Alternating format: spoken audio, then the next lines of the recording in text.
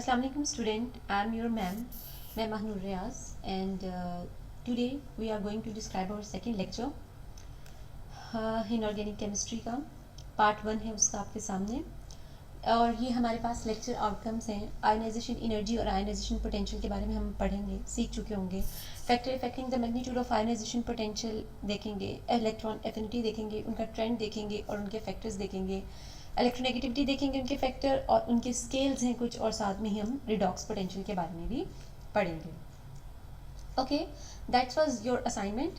Assignment है हमारी, calculate the electronegativity of the chlorine atom at Mulliken scale. Mulliken scale के तहत उसका एक सर्टेन फार्मूला है जिसके तहत आपको वो क्वेश्चन जो है, वो असाइनमेंट जो है, वो न्यूमेरिकल सॉल्व करना पड़ेगा। ठीक है। Okay, that's was our first topic, that was ionisation energy. Ionisation क्या है, दैट्स मेन आपको पता होना चाहिए कि आयनाइजेशन जो एक है वो एक प्रोसेस है। The ionisation is the process of removing an electron from an isolated atom to form a positive ion is called ionisation. ये आयनाइजेशन है। ठीक है, किसी भी एटम के आउटर मोस्ट ऑर्बिट में से इलेक्ट्रॉन निकालना, इलेक्ट्रॉन निकालने से वो एक सर्टेन के टाइम बन जाएगा, दैट्स कॉल्ड आयनाइजेशन। लेकिन आयनाइजेशन पोटेंशियल क्या, आयनाइजेशन पोटेंशियल को हम आयनाइजेशन एनर्जी के तौर पर भी जानते हैं।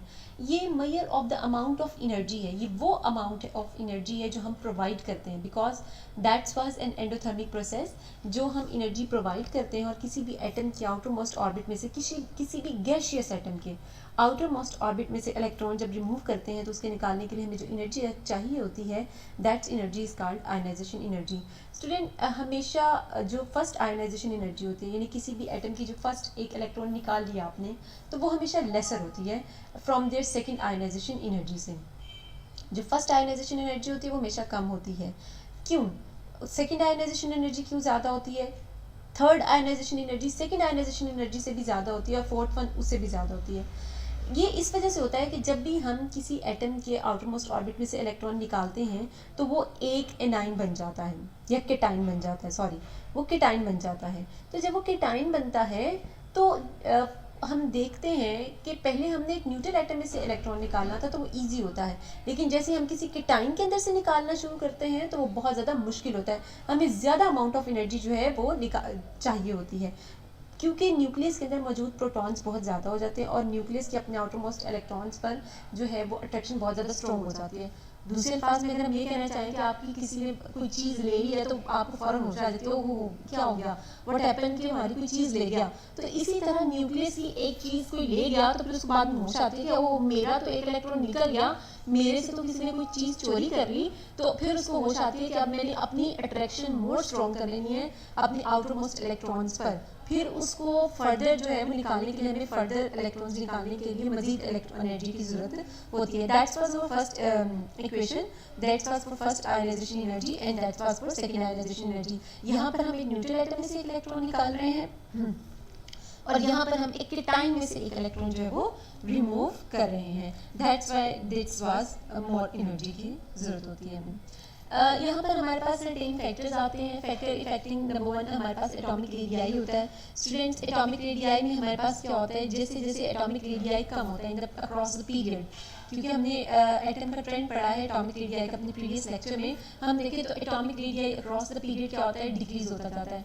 जैसे atomic radii across the period decrease होता है तो हमारे पास आयनाइजेशन पोटेंशियल एनर्जी जो है वो हमें बहुत ज़्यादा ज़रूरत होती है, क्योंकि न्यूक्लियस की आउटर मोस्ट शेल में मौजूद इलेक्ट्रॉन्स पर अट्रैक्शन स्ट्रॉन्ग होती जाती है। तो उसकी वजह से हमारे पास एनर्जी जो है वो बहुत ज़्यादा प्रोवाइड करनी पड़ेगी इलेक्ट्रॉन निकालने के लिए।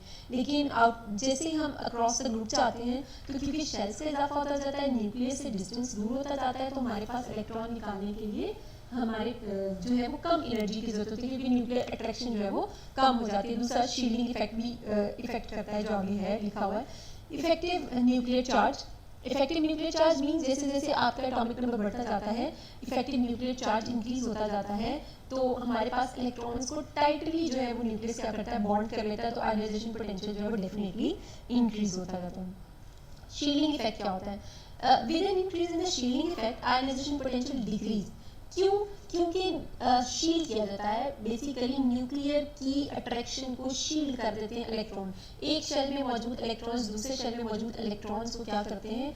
शील्ड कर लेते हैं, यानी उसके ऊपर घेरा कर लेते हैं, कवर कर लेते हैं, न्यूक्लियस की अट्रैक्शन को आउटर मोस्ट ऑर्बिट तक पहुंचने नहीं देते।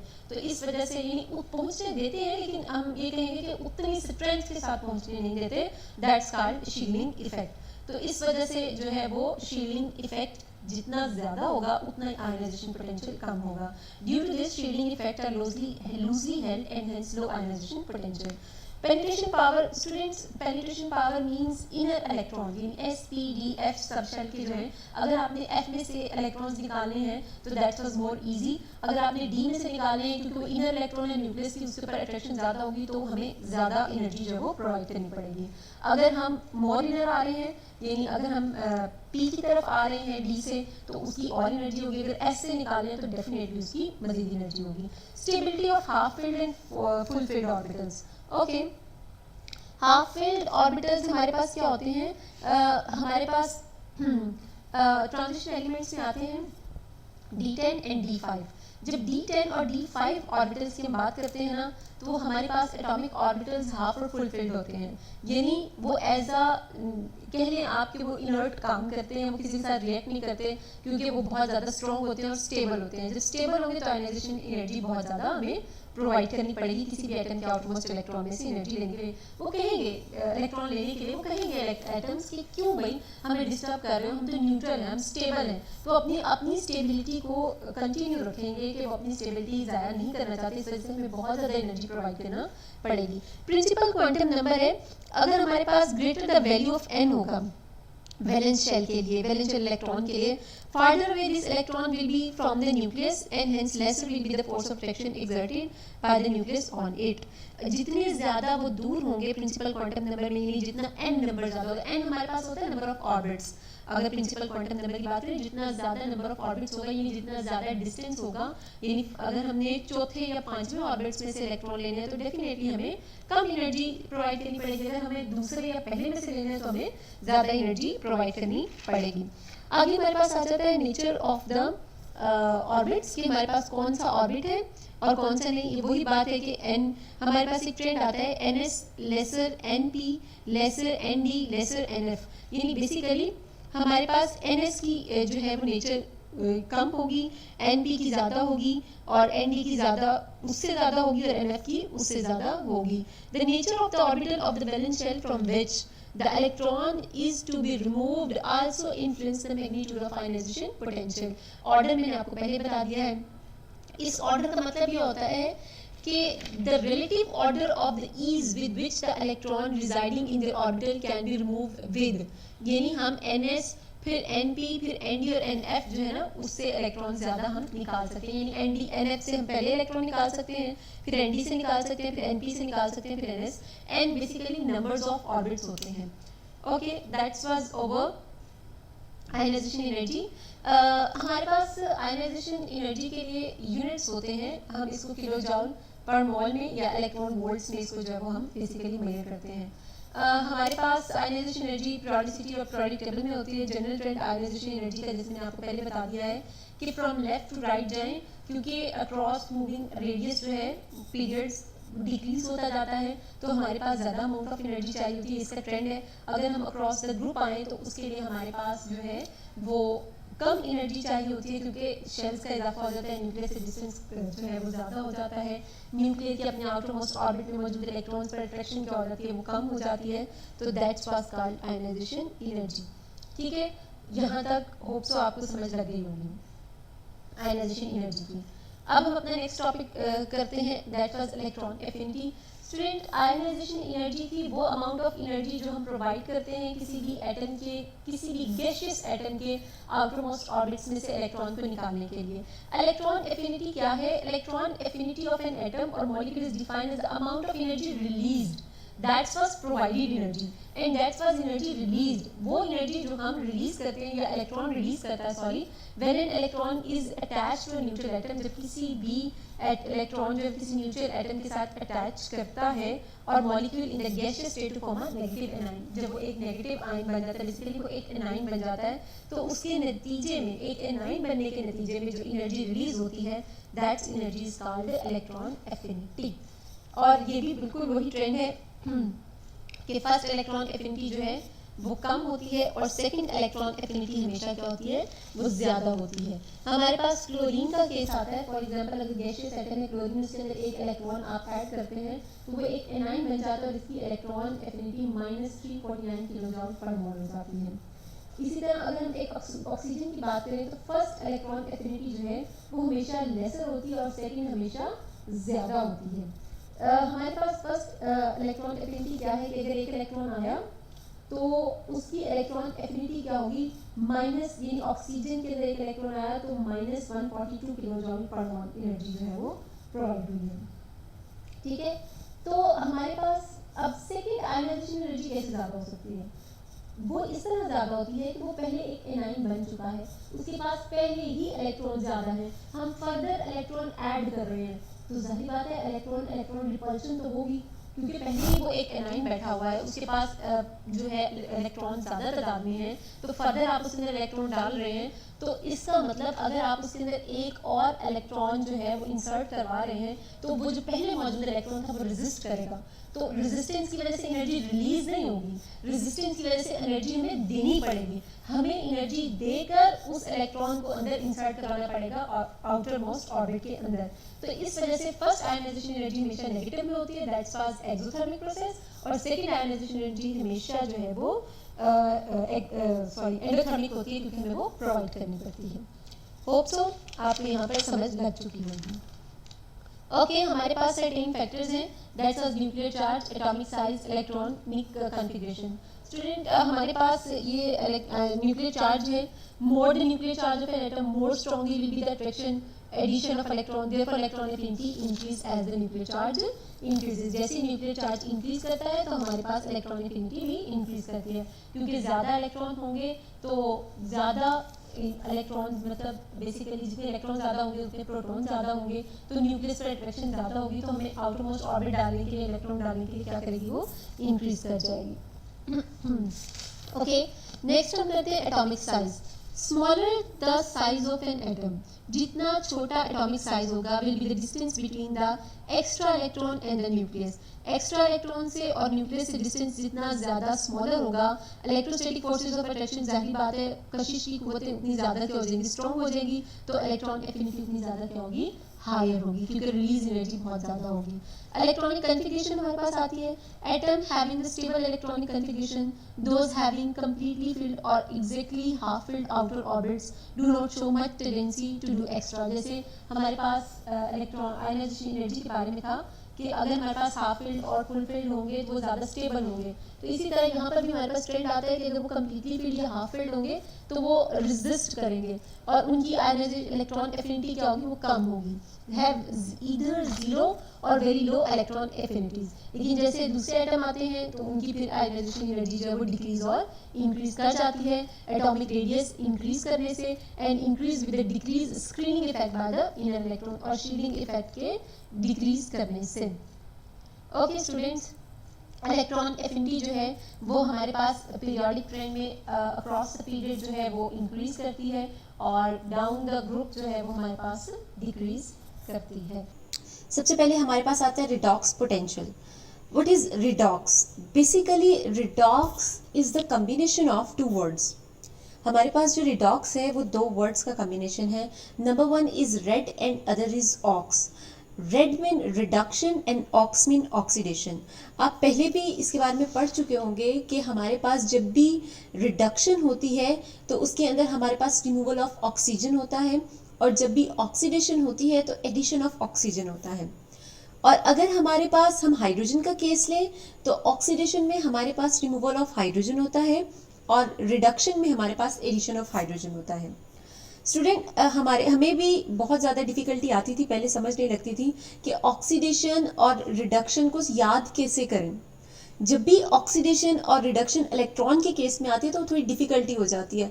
इस तरह तो ऑक्सीडेशन ऑक्सीजन के नाम से याद रखना बहुत ज़्यादा इजी हो जाता है कि addition of oxygen and removal of hydrogen, and reduction is addition of hydrogen and removal of oxygen हो गया। लेकिन अगर इलेक्ट्रॉन का केस आए, मैं आपको एक बात थोड़ा सा हिंट देती हूँ इसको याद रखने के लिए, कि ऑक्सीडेशन में हमारे पास जब भी ऑक्सीडेशन होती है तो हमारे पास +2 चार्ज आता है। कहते हैं ना, देखें इसका एल्यूमिनियम का ऑक्सीडेशन नंबर क्या है, तो हमें पता होता है कि इट्स +3, ठीक है। ऑक्सीजन का ऑक्सीडेशन नंबर क्या है, इट्स -2। तो इट्स मीन जो ऑक्सीडेशन नंबर है वो हमारे पास रिमूवल ऑफ इलेक्ट्रॉन्स है, ठीक है।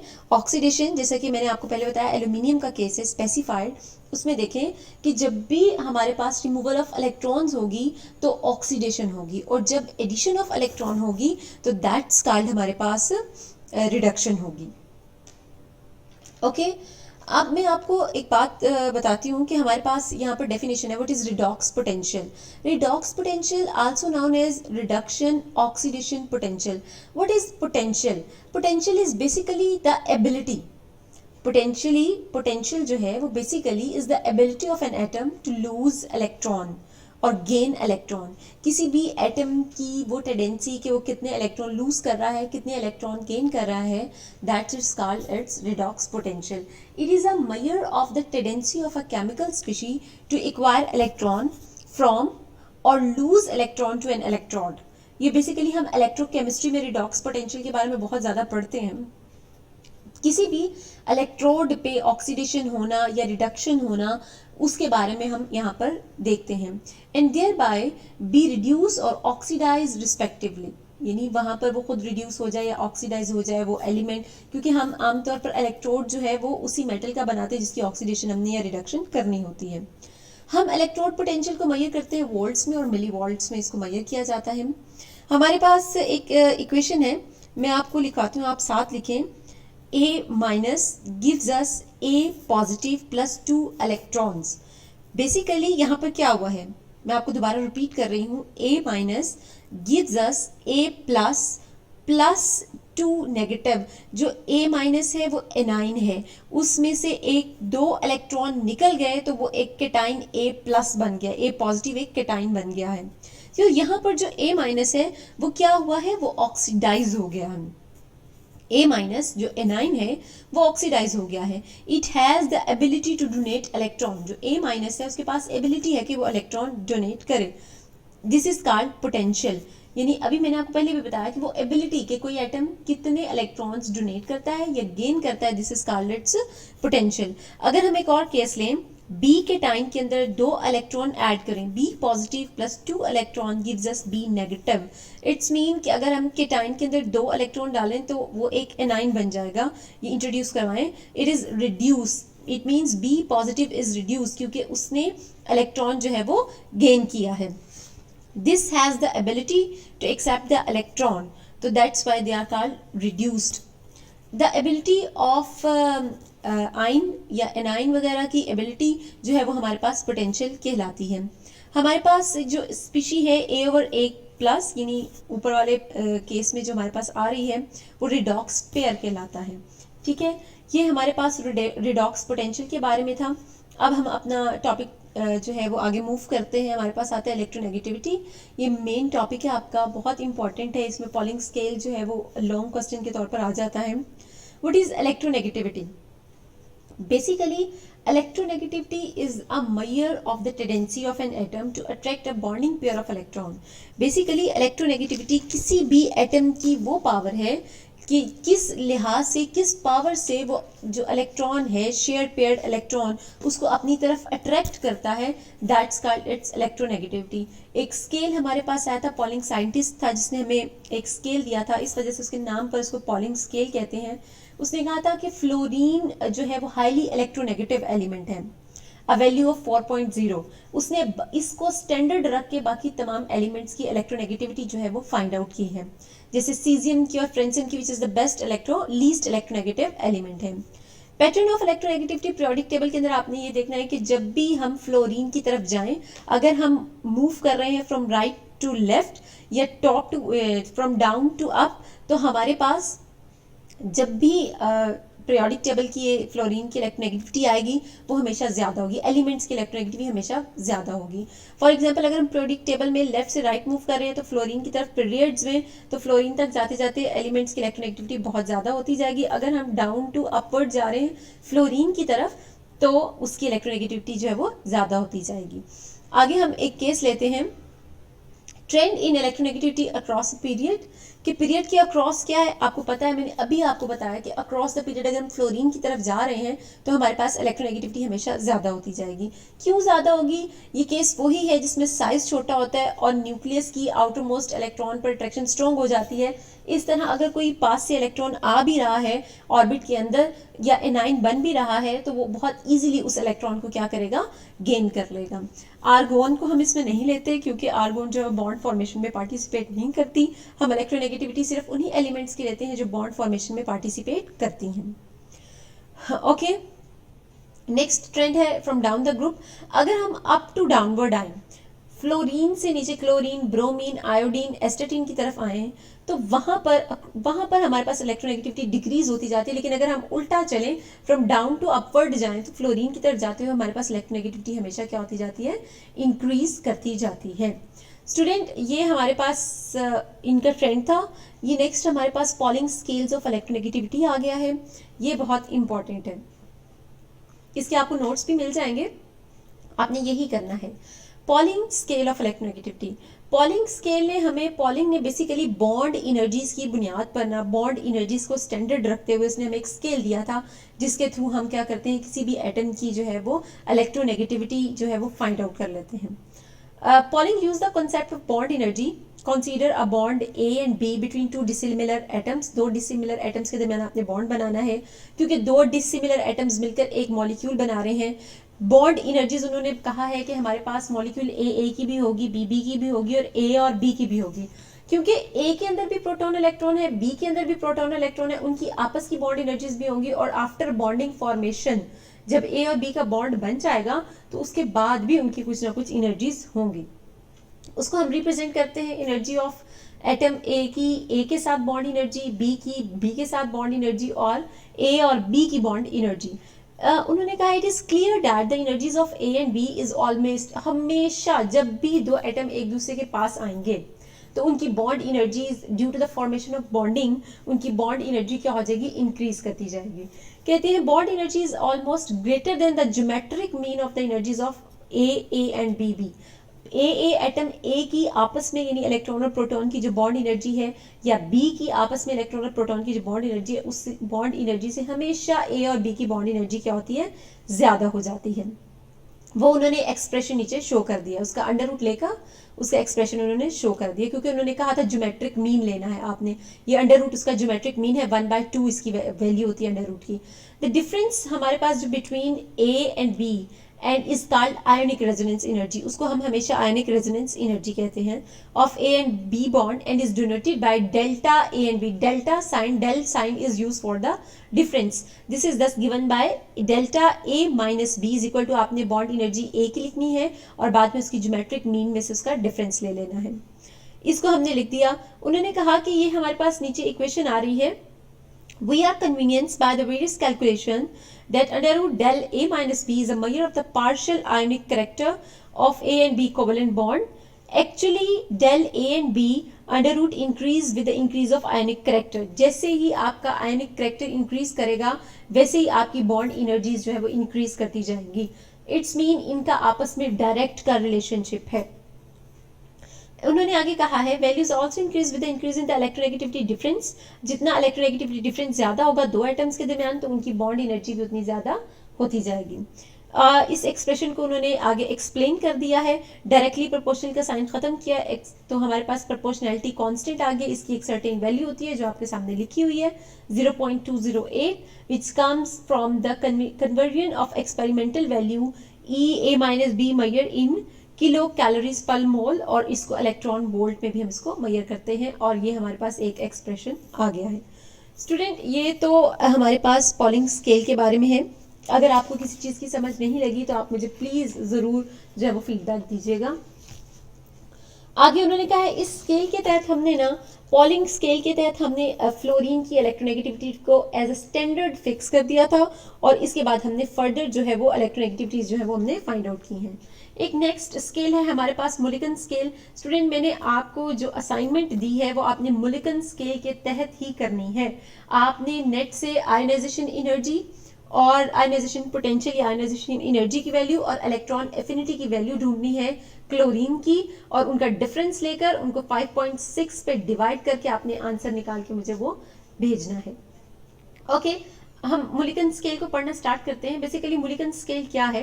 ये इलेक्ट्रोनेगेटिविटी है is some type of mean of the difference of ionisation potential and electron affinity of an atom.